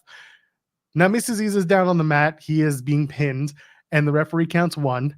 He counts 2, and as he goes for 3, Mr. Aziz grabs the referee's hand and tells him to stop. He grabs it. I like that. That is something that happened in this match. I like that. That's something that hopefully more wrestling companies do that. It would be fun. And then Mr. Aziz hits that shooting star press, gets the win, and gets the pin on Edward Edwards. Do you have anything to add, Cresta Star? I did like the rough hand grab. That's literally the only note I have for this. I'm so sorry, y'all. I'm so sorry. I'm fake. I'm the worst. Matches for matches' sake. But I will say, how is that a disqualification? Poor Bryce. I've seen people scream at Bryce, damn near push Bryce, and he don't be counting people out. So you grabbing their hand like in a hope spot, like, no, ref, I'm still here. I kind of like that. I'm not gonna hold you. I wish other products would use that. Not a lot, like the double count out or time is expired. I think that is something you use for like a good hope spot, but that was fresh. That was clean. I liked it. In North American wrestling, typically putting your hand on the referee in any capacity is grounds for disqualification. Here it's not. Listen, like I said, poor Bryce Remsburg. I've seen him get yelled at, screamed at, shoved, and then you eject somebody. Like I've seen some of these refs go through it, but also refs have 1 HP. So if you look at them too hard, they're on the floor. Trey Miguel's backstage. He refuses to be in the ring with Speedball Mike Bailey on Saturday at Final Resolution unless Speedball wears something on his feet. That's crazy. We just had Speedball over on Overbooked, and he talked about how some people be cooking him because he don't wish. And he's like, this is out of all the things you can give me critiques on, me not wearing shoes. And then what's the first thing out of Trey Miguel's mouth? I'm not wrestling if you ain't got those shoes. Yeah, not a nice girl, Trey Miguel. Not a nice girl. And I'm calling your parents. Hey, man, all I'm saying, by the way, go check out that interview with Speedball Mike Bailey. They did it on Indeed. That's Mike and Righteous Reg. That's their show over on youtube.com/FightfulOverbooked. If you go check that out, you'll see that conversation with Mike Bailey. It's very good stuff. Yeah, Trey going for the feet. They're not going to talk about his hair because it's luscious and beautiful. You can't get out of that. Come on. And he's such a nice guy. So you got to go for the low-hanging fruit, the fruit that's on the ground, his feet. That's right. How many people wrestle with no shoes on? How many Samoans you don't got shoes on? Well, don't answer that. Don't answer that. Oh, it's fair. The thing is, a lot of wrestlers who do go barefoot inevitably break their feet. Oof. Or have some sort of foot injury. Yeah, that tracks. I always consider or put barefoot wrestlers in the same category as like ballerinas. I do think it's an art. I do think it takes a certain type of person to wrestle like that. But also, I know your feet, or you wrestle against a Bully Ray who really on his shit. He's stepping on your toes like a jerk. Once upon a time, Miro used to go footless. Wow. Shoeless. He would go into the ring without his shoes and he would wrestle barefoot. And then he injured his foot, and that taught him to start wearing boots. Riddle's another guy who wrestled bare feet. Marina Shafir is another one who still wrestles bare feet. She comes to the ring in her socks and throws them in the crowd, and sometimes they get thrown back, and sometimes they wind up on certain seller sites. Wiki feet. Listen, I feel like it's different strokes for different folks, because I remember during that interview in particular, I'm going to keep putting it over because Mike Speedball is my favorite wrestler. He's saying how he trained in Taekwondo and how like you train a certain way, so you're used to moving in a certain way with a certain accoutrements, in his case being barefoot. So I always wondered why wrestlers don't step on other wrestlers' feet with no shoes on, but assume it's like yam bagging. It's in poor taste. It's in poor taste. It hurts. Like, you can do it, but it's a heel tactic if you do it, but also it friggin' hurts if you actually do it. Yeah, I'm not talking about like give them the 8-out stop, but at least the Allen Angels though. Good Lord. Motor City Machine Guns are also backstage. They put over Josh Alexander teaming with Zack Sabre Jr., and they plan on winning their match going into Hard to Kill with all the momentum. That's all there is. Let's move on. Jordynne Grace and Sexy Star. By the way, let's just clear this up right now. This is Sexy Star 2. This is not the original Sexy Star. This is not the Lucha Underground Sexy Star that you might be used to, or the Sexy Star who was in AAA back in 2018, 2019. This is a different one. This is Sexy Star 2, not the original. They defeat Deonna Purrazzo and Lady Maravilla. This match, going back to referee lore in AAA, the referee here is El Hijo de Tirantes. He has red suspenders. His dad also had them. He's a heel referee. That's exactly what his character is. That explains a lot. Yes. So there are plenty of wrestlers in AAA that he does certain things for, then he tries to screw the baby faces. Doesn't matter in the end. Jordynne Grace gets the Grace Driver on Lady Maravilla and gets the 3 count, but it took a few times for that referee to finally make that 3 counts. This match felt heavily edited. It felt very fast, Cresta. I don't know what it was. I thought this match was fast, but it was kind of like a meat pie. It was meaty. This was a stiff, meaty match, but the ref hugging, the ref acting like he's blind. You all gotta do all of that. These girls can mix it up. I gotta give props to I think it was Maravilla. I hope I said her name right. She did an electric chair Falcon Arrow. I'm sorry, that was from Sexy Star on Maravilla, please, girl, please don't beat me up because I can't fight. But yeah, like that was so good. It was, I don't know what that was. They said electric chair, like that looked like a Falcon Arrow. And then Grace did the Grace Driver right after. I was like, these moves are very similar, and I like them both. And I want them to wrestle each other. I want this Sexy Star and Jordynne Grace also 10 out of 10. I want those people. I want this Sexy Star in Impact because the chemistry she had with even Maravilla too. These 4 women were really good. They were really good. I do agree that the match was short, but I think it felt short because we had a lot of ref shenanigans. Yeah, that's a good point. And also, there was a match tonight that didn't even air. That was a match for the AAA Tag Team Championships. Don't know why it didn't air. I'm assuming it's because AAA wants to air the match on their own programming. I don't know, or it just wasn't. Did it have an Impact star in it? I don't think it did, actually. Oh, no, it did. Kazarian teamed with Arez. Huh. They said we don't care about Kazarian. Okay. Anyway, Kazarian and Arez did not win the AAA Tag Team Championship. Boo! Look what you've done to my bud. Next match, Laredo Kid and Tommy Dreamer teamed up to take on Brian Myers and Black Taurus. 4 out of 4 of these men are typically seen on Impact Wrestling programming, so this is nothing out of the ordinary. Brian Myers was on In the Weeds yesterday, by the way. We had a great conversation with him. He talked about working against Lucha legend Tommy Dreamer, and that alone was worth the price of admission. Lucha legend Tommy Dreamer. That's right. It was a good match. It was fine. It was very. This was the most like Impact match. They brought in the tables and the chairs and the cookie sheets. The Dreamer teases the double, or teases the dive, and it is what it is. I like that you've got the beer spit spot, and they say cerveza to the face of Black Taurus, and I'm just like, I missed that, and now I'm gonna go back and listen. Cerveza to the face. That's great.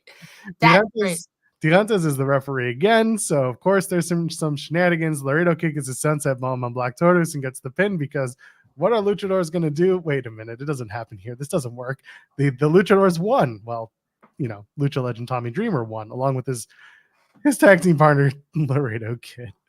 Tommy Dreamer sets up a table and they DVD Black Taurus through the table. Yada, yada. That's the match.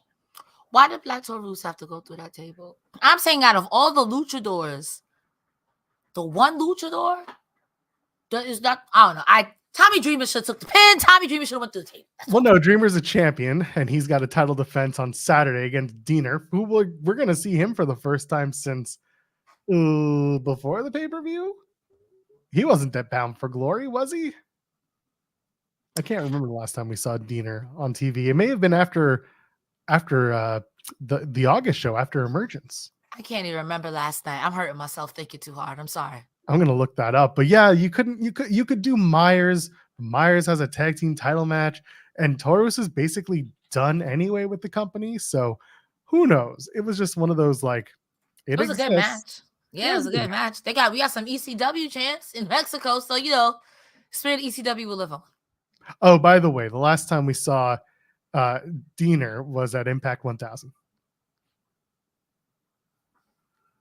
So that's if I was Diener, I'd be sick of everyone's crap, and I'm coming in there to beat ASS, but it's probably my ASS that's gonna get beat.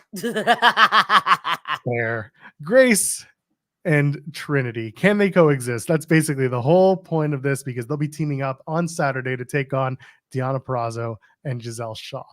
Before we get to the next match, let's hit a super chat from Will Chisholm, who asks, do y'all think Impact or TNA will ever do live weekly TV at some point? I don't, and I don't want them to. I think that the way that they run their tapings now is very beneficial, not only to them, but also to their contracted stars. They only need to work 2 to 3 times a month. The rest of the time, they're free to do whatever they want. Once you start running weekly live TV, you got to pull them in every week. You got to pay them more because you're paying for their time. You got to put them up in a hotel. You got to, there's just more logistics involved that maybe is more of a headache. Whereas you batch tape, you cut it together, you upload it, you do a live event once a month for Impact Plus, soon to be TNA Plus, and for pay-per-view, it just works. To me, that's the way it works. MLW is doing that right now as well, and they're seeing some pretty good returns on that as they've moved to a live setup. Your thoughts? I think there's pros and cons. I agree with everything with what Joel said. From watching Impact now, I think that there is a lot of time to, if there's a oopsie poopsie, we can massage it in so it doesn't look too bad. Or let's say the audio backstage was terrible. I can refilm it again. Not a problem. However, I will say that Impact, to me, is getting to a point where I think maybe besides just pay-per-views, you might have to do one live show a month. You know what I mean? I wouldn't hate it. I would want Impact to hit more money, Impact to have more stars, Impact, more eyes on TNA at this point. So I think eventually, but I don't think that'll happen for like 2 years unless I'm a monkey's uncle. You know what I mean? I don't think that'll happen for 2 years. They've got a good setup right now and it's working. That's what's crucial, is that it's working. And like what Joel said, you give your wrestlers a chance to do other things. I just saw a speedball Mike Bailey at House of Glory, and he wrestled GCW. If you were doing a grueling AEW or WWE schedule, you in Philly tomorrow, you in Oxford, Ohio the next day, and now you're in, no one goes to Gary, Indiana. I'm sorry, or you're in Austin, Texas. You know what I mean? So I think it can be, just not now. Just not now. The setup it's great now. Don't mess with it. AEW, by the way, isn't even that bad of a schedule. You're working Wednesday or Saturday or both. There are no house shows. It's one TV, the other, maybe a pay-per-view. Well, now they're expanding to once a month, but like their TV is live. So there's that. I mean, it's not bad still. It's still a good schedule, Like one of the things I feel like some wrestlers do say is like, I'm on the road all the time. So to have the option, like you said, to do indie shows if you want to, and then come to work for a week and then like, okay, bye. Well, the WWE schedule has even pared down a bunch. It used to be house shows all the time, or at least through most of the week with a couple of days off. Now it's Monday is Raw. Or let's even go back. Friday is SmackDown. Saturday, Sunday is house show. Monday is Raw. The rest of the week is off, or once in a while there's a holiday tour, an international tour, or press events, media, community, whatever. It's those extra events that add on. But in terms of wrestling, at least as of right now, you're just doing those 4 days, and that's if you are tipping. Not doing NXT. Well, yeah, and that's NXT's the other one for Tuesday, and not everyone is working NXT. Yeah. The Dominic Mysterios are doing, Mondays and Tuesdays, plus the weekends, plus maybe a Friday here and there. But by and large, most talent are just working the 1 to 3 nights a week, and then 4 nights. I'm not saying it's easy, but I'm saying it's not the way it used to be. But it still sounds like Impact has more freedom. You know what I mean? They More do. freedom for you to do what you want to. Because listen, we're about to be off for the rest of the month. You know what I mean? You and I, who are just watching like Impact, you know? Well, that's the thing. A traditional Impact show or a traditional Impact contract is really 3 dates a month. And you've got one live event, whether that is a pay-per-view or a TNA Plus, as it's soon going to be, show. So let's say February is a good example of this. They're going to be in the Bayou. They're going to be in New Orleans. And when they do New Orleans, they're going to do No Surrender in the middle of the month. And then the next night is going to be TV tapings. So they're going to do that. They have also 2 nights of tapings in Florida, I think 2 weeks after Hard to Kill. So it's going to be a little busy at first because they've got to catch up on a lot of the downtime that they've missed and a lot of the stuff they don't have in the can. But as of right now, them going live is just, to me, more of a detriment than helpful. I don't think that they're going to pick up too many more viewers by going live. They tried that once and it didn't really benefit them. By having the benefit of the way, and you and I've talked about this multiple times. One of the greatest things about Impact, for me at least, is that, yeah, I may read the spoilers, but I don't know how certain things get set up. Yeah. And that's because none of the backstage stuff makes it to the spoiler reports. You don't know who's doing what. You see, you know, the matches, you know who beat who, but you have absolutely no background as to why the match happened, what it was set up for, or anything like that. And so you miss the storyline beats, which to me is more important. Some people want to see the matches too. That's great. But for me, I like just seeing how the story expands. Yeah, you saw what I was complaining about. Like, there's not a storyline to be found. But I will also say that is my only complaint about Impact. Now, I don't look at spoilers, but there are some people who take spoilers to the heart. There are some people who I think this is just a general critique. If you feel shot, my apologies. There are some people who watch wrestling to just be mad at wrestling, and spoilers just sends them up the wall. I don't go looking for them, so I'm genuinely surprised when I watch Impact. That would be my only tiny critique, and to me, it's not even that deep, like you said, because yeah, you can know who wins the match, but how do they win the match? You know what I mean? Will Chisholm sent us a follow-up super chat saying, "I do wonder how big TNA would have gotten if Hogan didn't come in and mess things up." That's what everyone says about everything with Hogan. And the thing is, like, this is not praise for Hogan or Bischoff, but they came in at a good time for TNA. Things got messed up later on, but the opportunity of their names had a lot of weight. Yeah. Their first show live, when they went to Monday nights, they did over 1 million.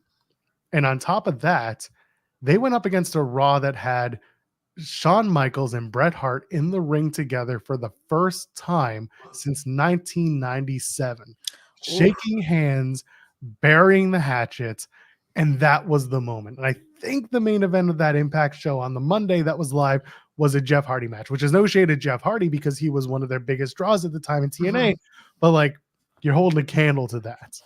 It's very difficult. Wasn't old girl Rio the ratings killer? So, you know, stranger things have happened in wrestling. Exactly. So I don't think that I think Hogan and Bischoff started well, and then they just kind of went down once egos got into play and things just didn't, you know, people didn't want to work, and it started turning into WCW Light, which is not a good thing. So we're in a different spot now. Yeah. I think there's nothing wrong with discussing the impact of people like Hogan and Bischoff, but I think this is a cautionary tale, especially Hogan. And I used to be a Hogan stan. But I think he's a cautionary tale of why no one's bigger than the business and why you shouldn't center the business around one person. Yeah. Wrestling has been weird for 50 plus years, longer than that. There you go. Yeah. They did 1.9 million their first time. But again, this was 2013. Oh God, I can't remember. No, it's 2010. So yeah. Anyway, long and the short of it is live doesn't always go great. Yeah. And we're not consuming media on TV the way that we used to. Yeah. You know what I mean? We're not even consuming any media the way we did 20 years ago. That's a fact. Yeah. So let's move along.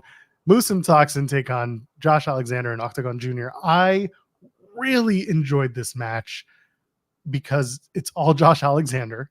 He and Toxin work so well together. Yes. I was shocked, pleasantly so, because you don't see a lot of Josh Alexander working lucha talent with his style versus theirs.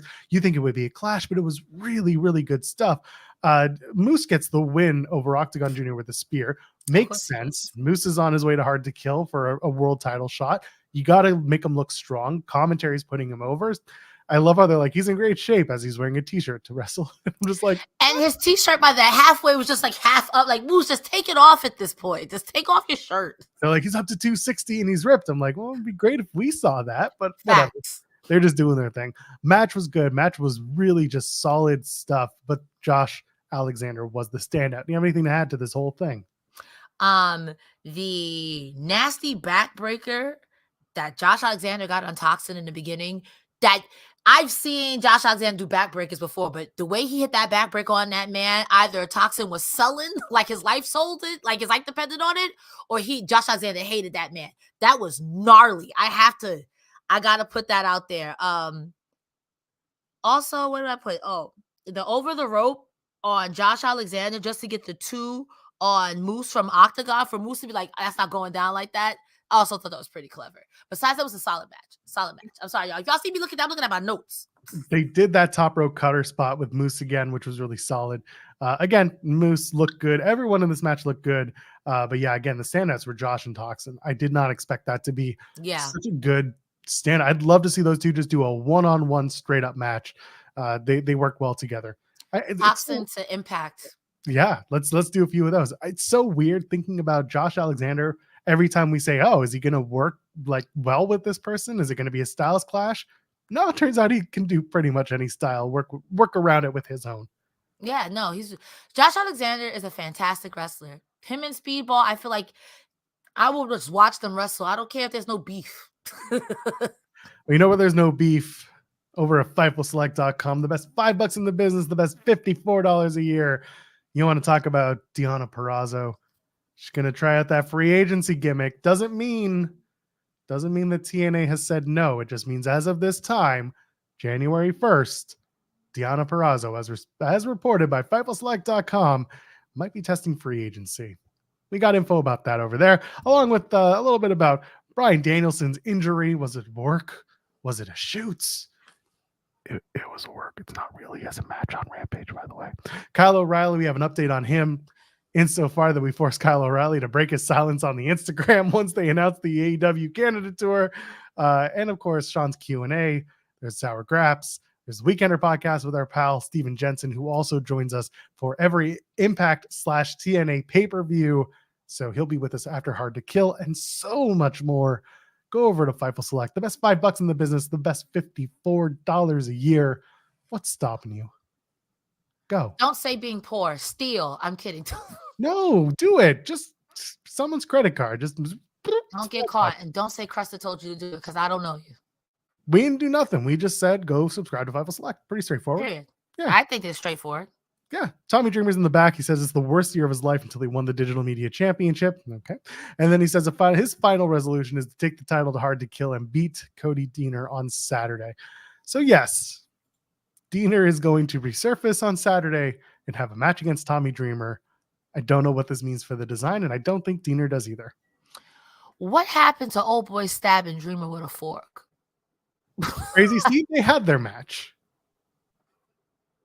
And Dreamer retained? Wait, where was I? It was a disqualification or a messy finish. It was during the Bound for Glory. Oh, it may have been the episode you missed. It was the Bound for Glory Fallout. To quote my great-grandmother, rest in peace, Leona, men are like that. I don't like that. Either way, Deaner gets a shot at the Digital Media Championship. I'm sure he and Tommy Dreamer. Deaner and Dreamer. It's going to be hell to talk through if you're commentary. Anyway, I'm sure that match will be fine. Main event time. Motor City Machine Guns team up with El Hijo de Vikingo to take on Los Vipers and Trey Miguel. This match was fun. This match was good. When you get Vikingo in the ring, it's always going to be a good time. You add in the Motor City Machine Guns, and they do a dual STF spot on those Vipers. That stuff rules. Vikingo gets the pin on Trey Miguel after a Phoenix splash from the outside second rope back into the inside of the ring. Great stuff. Fun match. Main event. Cresta star. Trey Miguel always sounds like he's dying. No matter what happens in that match, Trey Miguel sounds like you are beating him up. Someone call the cops immediately. I got to give a special shout out to that laying down octopus stretch muffler situation on Shelly from Toxin, because I don't know what exactly that was, but it was beautiful. It reminded me of Asuka's octopus stretch, and most crucially, the most beautiful octopus stretch, fight your mama, AJ Lee. So I don't know what that was. It was really good. That man looked like a pretzel. I mean, it's Vikingo. It's Motor City Machine Guns. It's Trey Miguel. Now, Los Vipers, never heard of these gentlemen, but they were really good as well. This whole match was good. This whole card was good, but it was a match for match sake, and I was sports entertained. Yeah, it was exactly that. And that was Impact Wrestling versus AAA, December 7th, 2023. I wouldn't mind seeing more of these Mexico Impact shows. I hope they go back. I really do. But at least next time we go back, let's have some sort of storyline reason. Yeah. That's all I ask. You just give them a little. I mean, there's so much going on in Impact. There's so many loose end storylines that you could do something, you know. There's a whole undead realm that we can go spelunking in, you know what I mean? There's things we could do. The design needs help painting. What is Eric Young doing? There's so many things you can do. That's my only hope. I agree with you with there. Like, if we go somewhere else again, not just here, take these matches, go away. Eric Young is an interesting case. I think we'll be talking about him over the next few weeks. I like Eric Young. He can go from super serious wrestler to crazy homeless Canadian like that. So crazy. All you got to do is do the voice. Just do the voice. I seen him when he had like the blonde hair and the spice, and then even seeing him bald. I'm like, yo, bro, there are times I'm legitimately afraid of you, and there are times I think you're gonna shank me with your teeth. You're like, you look crazy. One of a kind that man is. He's incredible, Eric Young. But yeah, I feel like we'll be talking about him in the near future. Cresta Star, what you got going on as we get on out of here? Ladies and gentlemen, boys and girls, I have a super secret project that I'm going to be interviewing somebody. I'm so excited. I can't wait to show it with you guys, but it has to happen first, so I'm not going to say anything besides that. But every Monday and Wednesdays, you can find me over on TikTok or Twitch. Mainly Twitch, we watch wrestling together. Thursdays, I am here with Joe Pearl. Not after the rest of this year. You know, we're going to do Saturday, and then we're going to go do a family holiday stuff. Saturdays, let's say we're not doing the show on Saturday. I'll be here for Collision. Myself, Iridian, and Rick. We go over all things Collision, which was the Punk show, but corporate mandate Punk is now back on WWE. Besides that, if that was a lot, you can follow me on Twitch, not Twitch, whatever this is, X, Bird app, Cresta V Stars, Twitter. It's still Twitter. There's a link tree in my bio. And listen, I wasn't kidding. If you want to send me a cool loan of 10,000 unpayable dollars back, I can go to Hard to Kill or Snake Eyes or whatever it is in Vegas, and I'll sign your baby. You know, just a cool loan. Hashtag Cresta Star, you know, or support Fightful so Shawn can pay me. Thank you so much. Joe Paul, where can they find you? Very easy to find. I'm in the weeds every Monday, Wednesday, and Friday over on youtube.com/FightfulOverbooks.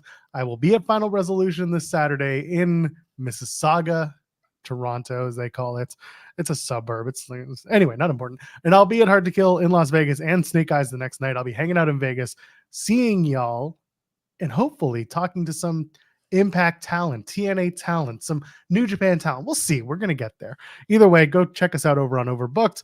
Go leave a thumbs up on the way out. And of course, drop your comments. How excited are you for Okada? Because that's pretty wild, isn't it? That is wild. That's super wild. Like, for as much crap as people talk about Impact, we had Okada and Will Ospreay. I can tell you some other promotions that didn't have those people. Telling you, man, tides are changing. It's time to tell your friends about Impact because we're going places. Period. TNA's back, baby. Yes. No AJ Styles, but TNA's back. There's still time. That contract's going to be up sooner than you know. And they've been using Styles Clash, everything Styles. We're putting him in a seance. You did a cameo for us one time. We're so close. Anyway, I am Actual Pearl, JOELPEARL. Ladies, gentlemen, friends beyond the binary. We will see you in the next one.